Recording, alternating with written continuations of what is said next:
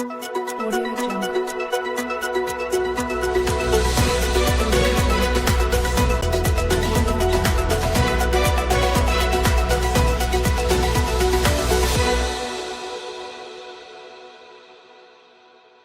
Selamat pagi pemirsa, bagaimana kabar Anda hari ini? Lipton 1 kembali hadir untuk menemani aktivitas pagi Anda bersama saya Anissa Ahmad.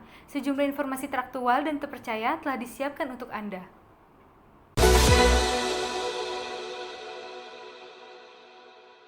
Pemerintah memberlakukan pembelajaran jarak jauh via online untuk sejumlah universitas di Jakarta. Hal ini dilakukan untuk memutus rantai penyebaran wabah virus corona. Persebaran virus COVID-19 di Indonesia, khususnya di Jakarta, membuat pemerintah mengambil kebijakan untuk sejumlah universitas agar segera memberlakukan pembelajaran jarak jauh via online.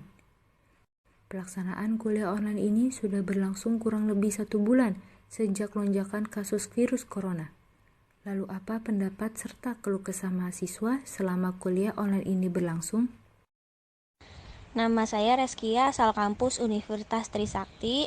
Diberlakukan online itu sejak tanggal 16 Maret. Nah, menurut saya itu kuliah online itu benar-benar nggak efektif sama sekali. Dampak dari kuliah online tuh kayak ngabisin kuota, itu bener banget, emang ngabisin kuota. Terus juga bisa aja jaringan lemot. Terus apalagi kalau gejala UTS-nya, kan sekarang saya lagi UTS tuh. Jadi tuh kayak mau upload jawaban UTS itu susah banget, kayak harus cari sinyal dulu, waktunya juga mepet, namanya juga kuliah gitu kan. Terus juga harus UTS tuh harus video call melalui Zoom atau Line, jadi dosennya tetap ngawasin kita gitu kan. Terus bener-bener waktunya tuh kayak mepet banget gitu. Terus yang namanya tugas itu ya Allah parah banget dah sumpah. Pokoknya tugasnya tuh banyak banget, deadline-nya lebih cepat daripada sebelumnya. Nah, saya kan kuliahnya kan selalu tatap muka di Trisakti, nggak pernah yang namanya nggak tatap muka. Baru ini yang namanya kuliah online itu tuh bener-bener susah banget gitu kan. Terus keinginan selama kuliah online ini pengennya sih kayak lebih potong lah SPP tiap per semesternya gitu, atau dikasih kuota gratis gitu loh, atau tugasnya ya jangan terlalu banyak, jangan terlalu numpuk juga gitu loh. Terus kalau UTS minta waktunya ditambahin lagi, jadi kayak deadline-nya di jam 9 gitu kan ngumpulin UTS-nya.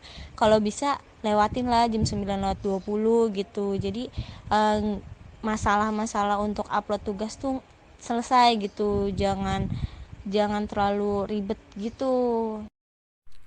Dampak yang didapatkan dari kuliah online ini membuat mahasiswa merasa tidak efektif dalam mengikuti pembelajaran. Hal ini membuat mahasiswa dan seluruh pelajar Indonesia terus berharap agar pandemi virus corona di Indonesia cepat selesai, supaya mereka bisa mengikuti pembelajaran tatap muka kembali. Anissa Ahmad melaporkan dari Jakarta. Istri Wali Kota Bogor, Yane Ardian, melakukan gerakan 1 juta masker kain di Kota Bogor guna untuk mencegah penularan virus COVID-19. Berbagai cara dilakukan banyak pihak guna mengatasi kelangkaan di tengah pandemi COVID-19. Salah satunya dilakukan oleh istri Wali Kota Bogor, Bima Arya Sugiarto, yakni Yana Ardian. Yana melakukan gerakan 1 juta masker kain untuk berupaya menyikapi kondisi COVID-19. Tujuan dilakukannya gerakan ini mengajak masyarakat untuk menggunakan masker dan memberi edukasi serta memenuhi kebutuhan masker bagi warga Kota Bogor. Gerakan 1 juta masker kain ini adalah gerakan kerjasama antara Pemkot Bogor, PKK, Yayasan Cinta Keluarga Indonesia, dan Solidaritas Bogor. Masker kain hasil jahitan Ibu Yana dan anggota organisasi wanita Bogor ini akan dibagikan secara cuma-cuma untuk masyarakat yang berkegiatan di tempat umum. Anissa Ahmad melaporkan. Baik pemirsa, kenaikan harga sembako seperti gula pasir dan bawang-bawangan terjadi di Pasar Jaya Cengkareng, Jakarta Barat. Penjual mengaku bahwa kenaikan harga dan kelangkaan barang tersebut adalah salah satu dampak dari virus corona. Selamat siang pemirsa, pada hari ini saya sedang berada di Perumda Pasar Jaya Cengkareng, tepatnya di daerah Jakarta Barat. Hari ini saya akan melaporkan langsung perihal harga sembako di Pasar Jaya Cengkareng. Untuk harga sembako sendiri di sini harganya relatif normal, namun untuk harga gula pasir yang tadinya memiliki harga jual 12.000, kini harga jualnya telah mencapai 18.000. Selain harga gula pasir, harga bawang di Pasar Jaya Cengkareng juga memiliki kenaikan dikarenakan dampak virus corona. Seperti bawang putih memiliki harga jual dari harga 20.000 kini mengalami kenaikan menjadi 60.000. Sedangkan untuk bawang bombay sendiri memiliki kenaikan mencapai 80%, yang tadinya memiliki harga jual 20.000 kini harganya per kilo. Untuk per kilo bawang bombay harganya mencapai 160.000. Demikianlah informasi yang bisa saya sampaikan dari Pasar Jaya Cengkareng. Anissa Ahmad melaporkan dari Jakarta. Banyaknya permintaan masyarakat terhadap rempah-rempah seperti jahe dan temulawak, kini harganya melonjak naik di Pasar Induk Kramat Jati, Jakarta Timur. Bahan-bahan jamu tersebut dipercaya mampu menetralisir dan mencegah virus corona. Selamat siang pemirsa, pada hari ini saya sedang berada di Pasar Induk Kramat Jati, Jakarta Timur. Saat ini saya akan melaporkan langsung perihal harga rempah-rempah di Pasar Induk Kramat Jati, khususnya untuk rempah-rempah temulawak dan jahe yang saat ini sedang banyak dicari oleh masyarakat guna untuk mencegah virus corona. Harga temulawak di Pasar Induk Kramat Jati sendiri naik dari 3 sampai 10 kali lipat. Untuk harga temulawak di sini, harga awal jualnya mencapai 10.000 per kilogram. Tetapi sejak virus corona menyebar di Indonesia, harga temulawak kini naik mencapai 25 sampai 28 untuk per kilonya. Sedangkan untuk harga rempah-rempah jahe, untuk jahe putih awal jualnya memiliki harga 30.000, sedangkan untuk sekarang harga jualnya memiliki 40.000 untuk per kilonya. Sedangkan untuk jahe merah harga awal jualnya 50.000 per kilogram, sedangkan untuk harga sekarang sejak menyebarnya virus corona, harga untuk jahe merah sendiri 70.000 per kilogram. Demikianlah laporan yang bisa saya sampaikan dari Pasar Induk Kramat Jati. Anissa Ahmad melaporkan. Tentara Nasional Indonesia Angkatan Udara melakukan bina mental guna untuk perkokoh jati diri personel TNI AU. Berikut wawancara mengenai bina mental dari Mabes TNI Angkatan Udara Cilangkap, Jakarta Timur. Baik, terima kasih Anissa. Pemirsa, pembinaan mental Mabes AU Cilangkap mengemban tugas dan tanggung jawab membina mental prajurit dan juga pegawai negeri sipil di lingkungan Mabes AU Cilangkap. Baik pemirsa, saat ini saya sudah bersama dengan Kolonel Sus Imam Zuhri. Beliau sebagai Kasubdis Bintal di Swatpers AU. Baik, langsung saja kami akan berbincang-bincang mengenai tugas dari Bintal. Selamat pagi Bapak, apa kabar? Baik, alhamdulillah. Alhamdulillah. Terima kasih Bapak sudah meluangkan waktunya untuk diwawancara bersama kami, karena ada beberapa hal nih yang akan kami tanyakan mengenai tugas dari Bintal ini. Ya. Baik, langsung saja Bapak.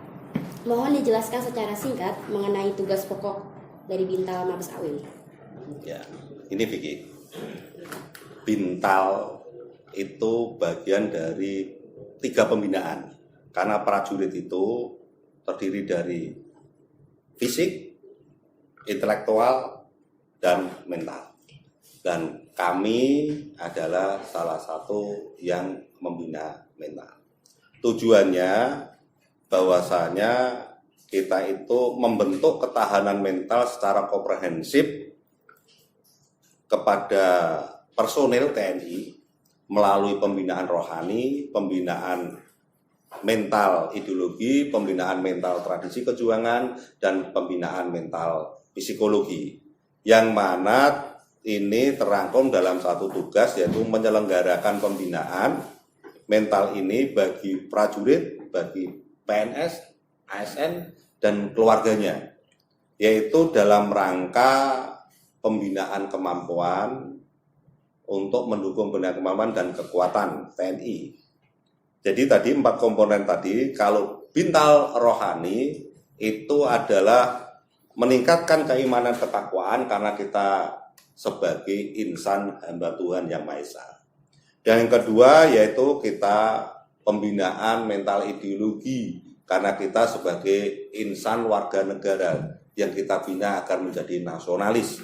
Yang ketiga sebagai insan prajurit TNI, yaitu kita dibina melalui pembinaan mental ideologi tradisi kejuangan agar prajurit itu mempunyai sifat militan rela berkorban dan pantang menyerah, dan sebagai pembinaan mental psikologi kita sebagai insan prajurit TNI itu agar memiliki kematangan psikologi. Begitu, Bini. Baik Bapak, untuk kegiatan apa saja yang rutin dilaksanakan sebagai realisasi dari fungsi Bintal ini? Kegiatan rutin sebagai pengejawaan, penerjemahan dari tugas-tugas Bintal tadi, yaitu menjalankan pembinaan mental yang 4 komponen itu, yaitu kita sudah rutin setiap apel pagi diingatkan, dan itu kita membuat telegram ke seluruh jajaran TNI AU se-Indonesia, yaitu renungan Bintal. Hari Senin renungan Bintal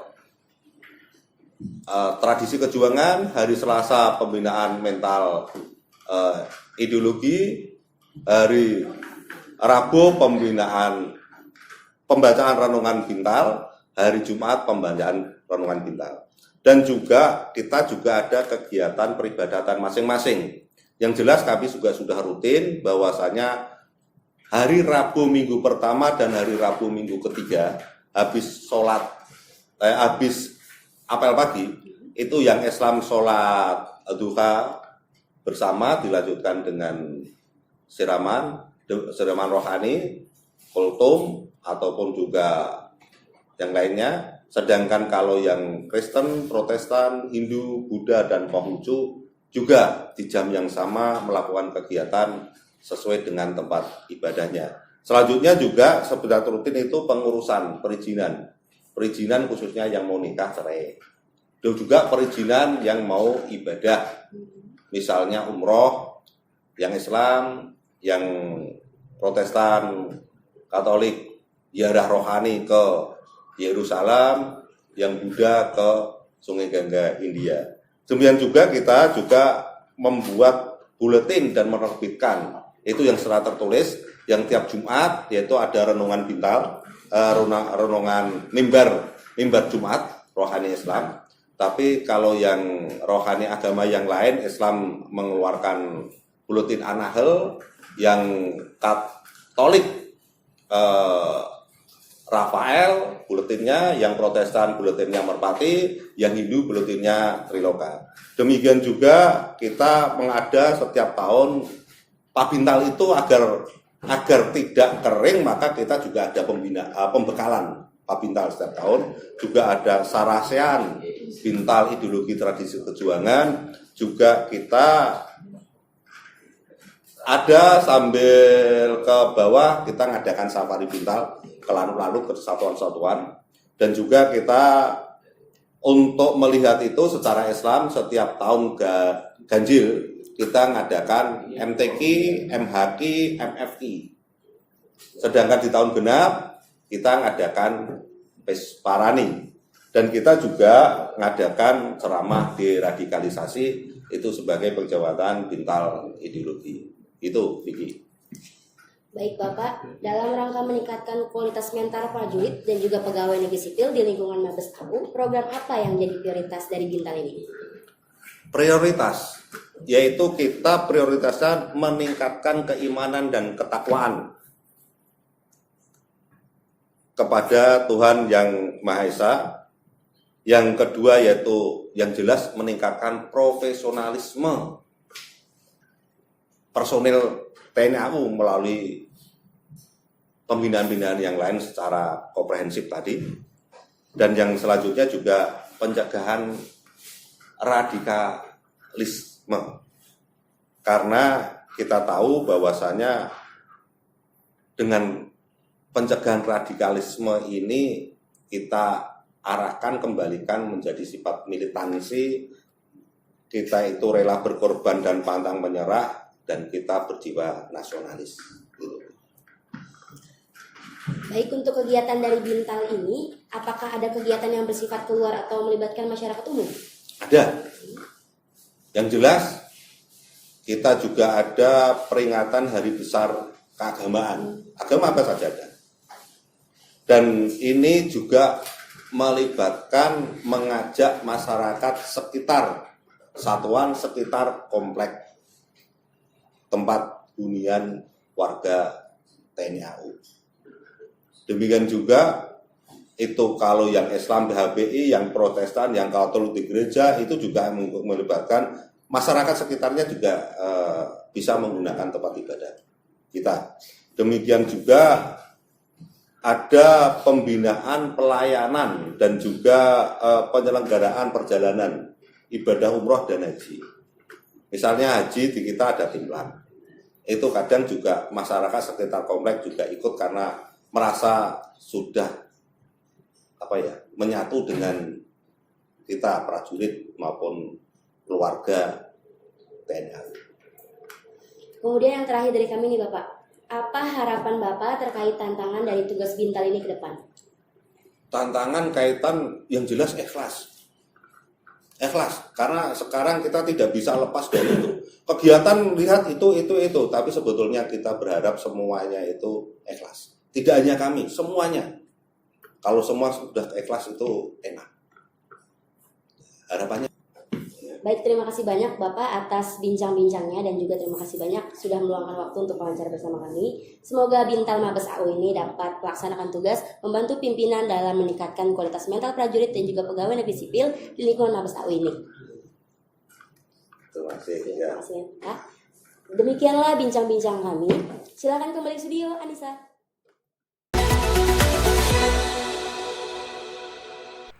Berbagai cara dilakukan pemerintah untuk menekan persebaran virus corona. Salah satunya dengan memberlakukan PSBB. DKI Jakarta mulai melakukan PSBB pada 9 April lalu dan dampak positif dari peraturan ini cukup nyata. Kasus positif di Jakarta mulai mengalami tren penurunan sangat tajam. Ketua Gugus Tugas Percepatan Penanganan COVID-19, Doni Monardo mengatakan penurunan ini adalah dampak positif dari pemberlakuan pembatasan sosial berskala besar. Khusus DKI, perkembangan yang terakhir, kasus positif telah mengalami perlambatan yang sangat pesat dan saat ini sudah mengalami flat dan kita berdoa semoga tidak terlalu banyak lagi kasus positif yang terjadi. Ini diakibatkan karena PSBB yang telah berjalan dengan baik. Bapak Gubernur DKI telah melaporkan kepada Bapak Presiden tentang hasil yang dicapai selama pelaksanaan PSBB. Meski kasus baru di DKI mulai menurun, pemerintah tidak mengendorkan pembatasan sosial berskala besar atau PSBB di ibu kota. Hal ini dilakukan agar kasus baru di Jakarta tidak mengalami kenaikan kembali. Anissa Ahmad melaporkan. Berita tadi sekaligus mengakhiri perjumpaan kita pada pagi hari ini. Saya Anissa Ahmad pamit undur diri dan sampai jumpa.